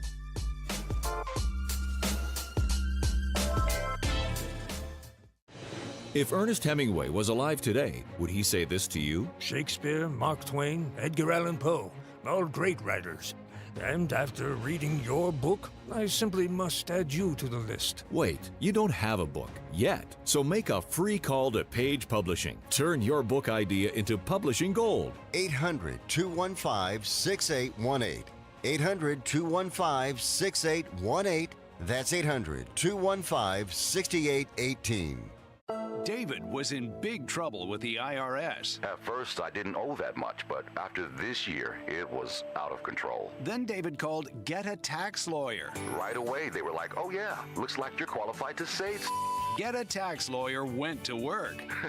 Should have called way sooner. Get a Tax Lawyer has helped thousands like David fight the IRS and get a fresh start. Call 800-745-3070. That's 800-745-3070. Hoops, Heat, The Truth, On Demand. Ball Don't Lie is now live on all podcast platforms. Tap in, search WBOK Media, find Ball Don't Lie, and bring the fire with you wherever you go. Download, share, and leave that 5-star review because the game doesn't stop when the show ends. Well, Saints of God, this is Pastor David Impartan Sr. coming to you over the airways of WBOK, your favorite host of Change Your Water, Change Your Mind. I want to invite you to our show every Saturday from 1 o'clock to 2 o'clock p.m. That's Change Your Water, Change Your Mind. I want you to invite your family and friends to a broadcast that's designed to change your life, the way you think, the way you act, and what you eat. We want you to tune in every Saturday at 1 o'clock, WBOK, 12:30 a.m. See you on Saturday. LifeCare provides valuable whole life insurance to cover final expenses such as medical bills, burial costs, and unpaid debt.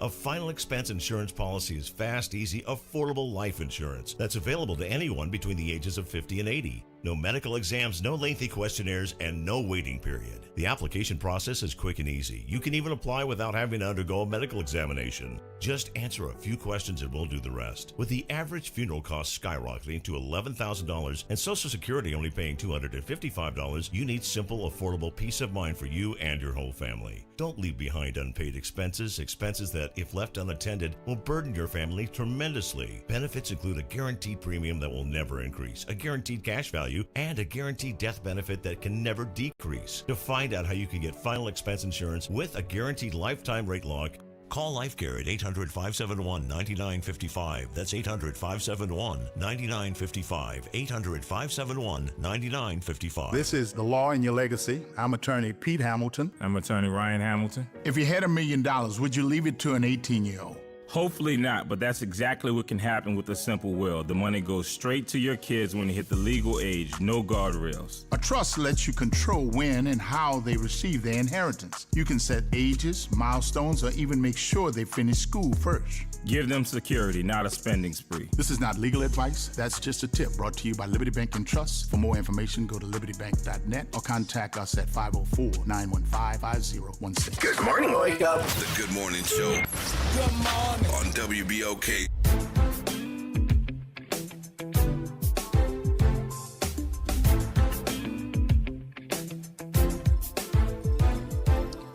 And good morning. Welcome back to the Good Morning Show, the final segment here. Eddie Francis in for Will Sutton.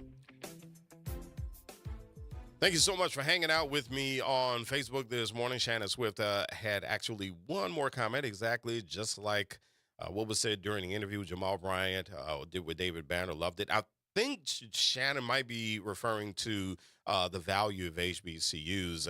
And if that is the case, thank you so much.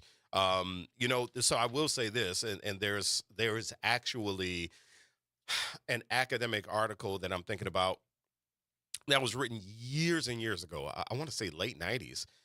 It was a study that Walter Kimbrough, former president of Dillard University, who is now with UNCF, Dr. Kimbrough wrote this article that I read years and years ago, and it was a study of Black students joining Black organizations on predominantly white campuses. And the question was why these students excelled, why these Black students excelled in Black student organizations on white, predominantly white campuses versus predominantly white organizations. And if I remember correctly, the finding was that students who were in Black organizations on predominantly white college campuses are able to fail forward. They feel safer making mistakes and figuring out how to correct those mistakes. I can attest to that. When I was at Loyola, I was a member of the Black Student Union. I felt safe with them, and I felt safe trying things with the Black Student Union. Loyola is where I was initiated into Alpha Phi Alpha, and being in a Black fraternity in that space, I experienced that myself as well. And so I think that definitely holds water as well with HBCUs. You have these Black students who feel safe to go into a space and to try things. And if they fail, they do fail forward. So I wanted to share with you that, and I posted this link in the Facebook group, that, we need to be aware of when these elections are coming up. So we do have elections coming up throughout the state. And here are your dates. We have a special legislative primary happening February 7th. March 14th, we have a special legislative general election and the special primary for the 69th State Representative District only. And we have April 18th, That's a special general election, 69th State District Representative. May 16th in the state, party primaries and municipal primaries. June 27th, second party primaries, municipal general. November 3rd, congressional general and open primaries. This is a big election. And then December 12th, open general election. So if you want to get a calendar of the elections happening in the state of Louisiana, go to the Secretary of State website. The easiest thing to do is to do an internet search for Louisiana state elections, or I should say Louisiana elections 2026, and it'll immediately pull up this schedule on the Secretary of State site. But it is a very good idea to do that. The other way that you can keep up with elections is by downloading the app, and that would be the Go Vote app, which is a great app, by the way. I mean, we talk a lot about Louisiana and what we don't do well, but this is something that the state did really well, this Go Vote app. And so if you don't have the Go Vote app on your smartphone, download that app. It is incredibly useful as far as keeping up with election dates, keeping up with, if you don't know who your representatives are, which is fine if you don't know, but use the app to figure out who your representatives are. Also, your polling location, where you should go vote. Now, I actually just found out because I got my new election card, my new voter registration card. So I just found out that our polling place actually changed. Our voter location actually changed where I live. And so you want to keep up with that kind of information, and the Go Vote app is really good for that. So again, I put that link in the chat on Facebook for the WBOK 1230 AM Facebook. Now, I also want to close out very quickly, shameless self-promotion. Something that kind of sort of came up is media literacy. I am doing a series on media literacy on my weekly talk show, The Way Forward. I started the series a couple of weeks ago. The first installment of the media literacy series was about media outlets and their agendas, and being aware of those agendas and how you can understand the influence that media outlets have on us, on our everyday lives, how we think of things. Part 2 of the series, which I did a couple of weeks ago, was a replay of an interview that I did with a professor from East Tennessee State University by the name of Dr. Darrell Carter. He talked about the danger of echo chambers and how, and at some point in that interview, we talked about how media comes into play with echo chambers. And then part 3, which was just this past Saturday, was with Dr. Shanice Bickham from Loyola University, New Orleans, my alma mater.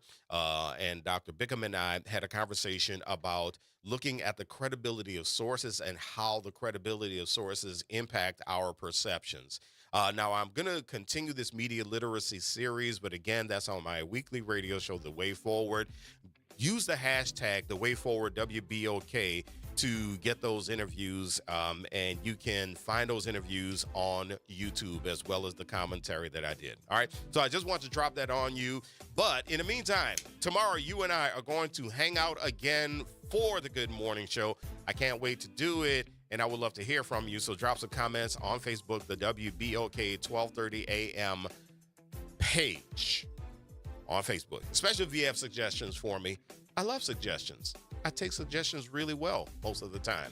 All right, you have a great day. The front porch is coming up. I know you can't wait for them, so they're going to be here in just a couple of minutes. I'm Eddie Francis, in for Will Sutton on WBOK. What New Orleans is talking about.